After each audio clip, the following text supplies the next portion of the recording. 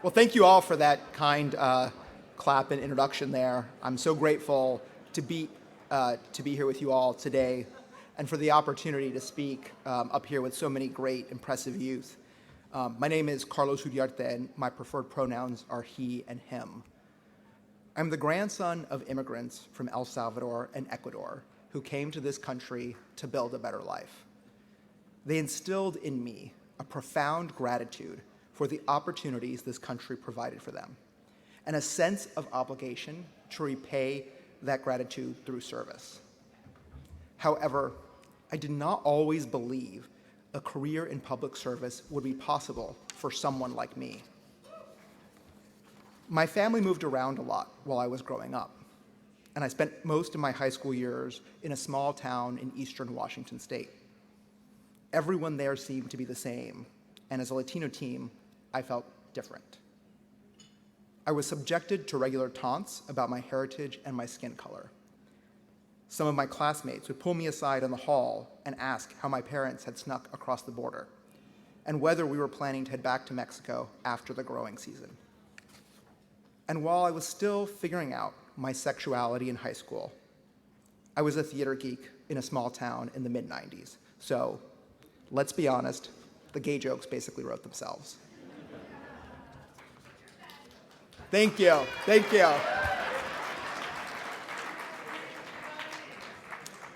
But I will tell you, growing up in this environment, I felt deeply shameful about my heritage and feared that somebody would find out that I was gay. I remember before bed, I would pray, not just for the health and safety of my family, but that I would grow up to be normal. It was not until I moved away for college that I learned to accept my Latino identity and eventually to come out of the closet.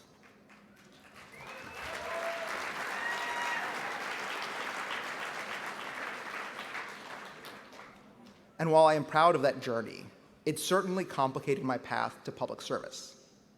Throughout college and law school, I feared others would see me as unfit to serve in important political roles because I was gay, and that I would be shut out of certain career opportunities because of the color of my skin.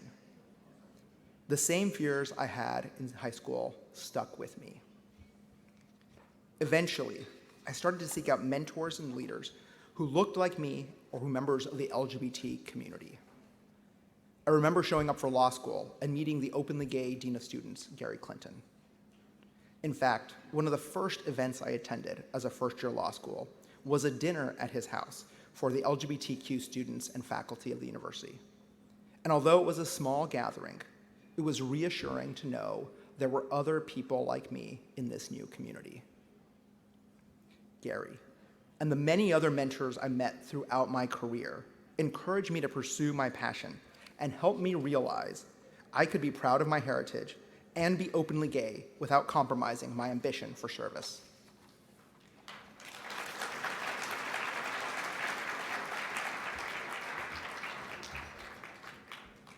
As you heard earlier, I've had the good fortune to work for several inspiring leaders throughout my career, including Judy Chu, the first Chinese American woman elected to Congress, and James Clyburn, the highest ranking person of color in congressional leadership.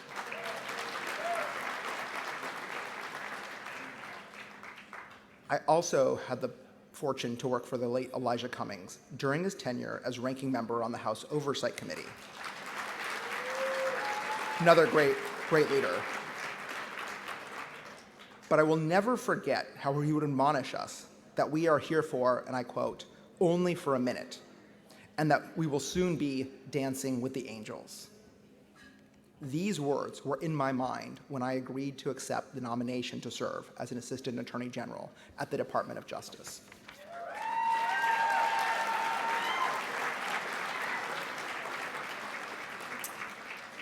And I'll tell you, although I was honored to be selected for the role, I also knew that going through the Senate confirmation process would be painfully public.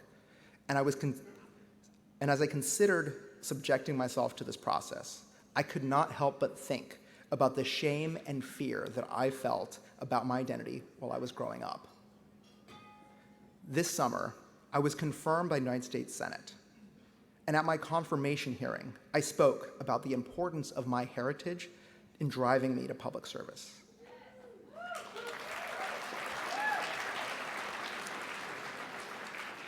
And in my opening statement, I introduced my partner, Nate, who is here with me today.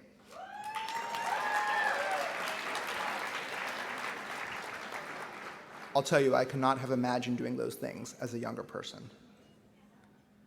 I know I could not have survived this process without the support and guidance of the trailblazing mentors who pushed me to make the most of my moment on this earth. As I look back, it makes me sad to think that my younger self could not even imagine one day serving in such a public leadership role. I hope that my confirmation encourages more young people of color and LGBTQ youth to see themselves serving in such leadership roles.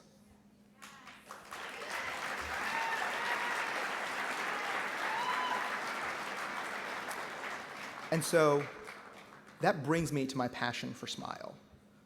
SMYAL believes that LGBTQ youth deserve to feel safe, loved, and supported. SMYAL fulfills this mission through youth leadership training, community building, and affirmative housing, among other initiatives.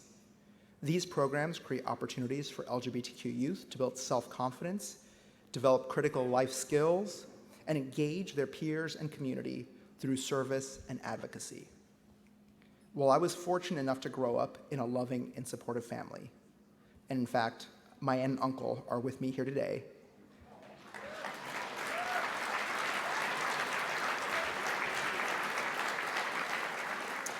I am indeed very fortunate. I also know what it's like, though, to grow up experiencing shame and fear. Feelings like shame and fear can have long-term detrimental effects on our youth. And unfortunately, the high rates of mental health challenges among LGBTQ youth demonstrate the extent of this damage. The work of SMYAL is vital to ensuring the next generation of LGBTQ youth can fulfill their destiny as leaders in our community. As Erin said earlier, everyone deserves the right to feel safe and affirmed. All of our LGBT youth deserve the opportunity to succeed based on their hard work and talents. And I'll tell you, I sincerely hope they do succeed, because we need to ensure that the next generation of LGBTQ youth do not have to face the same challenges that so many of us did growing up.